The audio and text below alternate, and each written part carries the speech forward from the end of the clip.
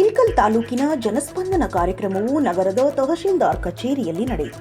ತಮ್ಮ ಸಮಸ್ಯೆಗಳನ್ನು ಬಗೆಹರಿಸಿಕೊಳ್ಳಲು ರೈತರು, ಅಂಗವಿಕಲರು, ವೃದ್ಧರು ಸೇರಿದಂತೆ ನೂರಾರು ಸಂಖ್ಯೆಯಲ್ಲಿ ಬಂದಂತಹ ಸಾರ್ವಜನಿಕರು ಹೊನಗುಂದ ಶಾಸಕ ವಿಜಯಾನಂದ ಕಾಶಪ್ಪನವರ್, ಬಾಗಲಕೋಟೆ ಡಿಸಿ ಕೆಎಂ ಜಾನಕಿ, ಬಾಗಲಕೋಟ್ ಜಿಲ್ಲಾ ಪಂಚಾಯತ್ ಸಿಇಒ ಶಶಿಧರ್ ಕುರೇರ್ ಅವರಿಗೆ ಅಹವಾಲುಗಳನ್ನು ನೀಡಿದರು. ಶಾಸಕ ವಿಜಯಾನಂದ ಕಾಶಪ್ಪನವರ್ ಅಧಿಕಾರಿಗಳನ್ನ ಕರೆದು ಕೆಲವು ಸಮಸ್ಯೆಗಳನ್ನು ಸ್ಥಳದಲ್ಲಿಯೇ ಪರಿಹಾರ ಮಾಡುವಂತೆ ಸೂಚನೆ ನೀಡಿ ಇನ್ನುಳಿದ ಅಹವಾಲುಗಳನ್ನು 1 ವಾರದೊಳಗೆ ಇತ್ಯರ್ಥ ಮಾಡಬೇಕೆಂದು ಅಧಿಕಾರಿಗಳಿಗೆ ಸೂಚಿಸಿದರು.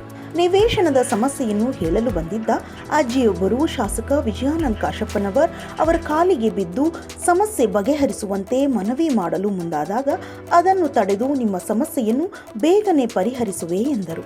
ಕಾರ್ಯಕ್ರಮದಲ್ಲಿ ಮಾತನಾಡಿದ ಶಾಸಕ ವಿಜಯಾನಂದ ಕಾಶಪ್ಪನವರ್ ಈ ಹಿಂದೆ ಇಂತಹ ಜನಸ್ಪಂದನ ಕಾರ್ಯಕ್ರಮಗಳು ಆಗಿಲ್ಲ ಎಂದರು.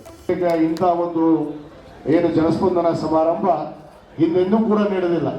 ಅದು ಇವತ್ತು ಏನಾದರೂ ನಡೆದಿದ್ರೆ ಇವತ್ತು ಪಾರದರ್ಶಕವಾಗಿ ಜನರಿಗೆ ಅವರ ಅಹವಾಲುಗಳನ್ನು ಇಸ್ಕೊಳ್ಳುವಂಥ ಕೆಲಸ ಅದು ನಮ್ಮ ಸರ್ಕಾರ, ನಮ್ಮ ಮಾನ್ಯ ಮುಖ್ಯಮಂತ್ರಿಗಳಂತ ಸಿದ್ದರಾಮಯ್ಯ ಸಾಹೇಬರು ಮತ್ತು ನಮ್ಮ ಸರ್ಕಾರ ಇದಕ್ಕೆ ಬದ್ಧವಾಗಿರುತ್ತೆ.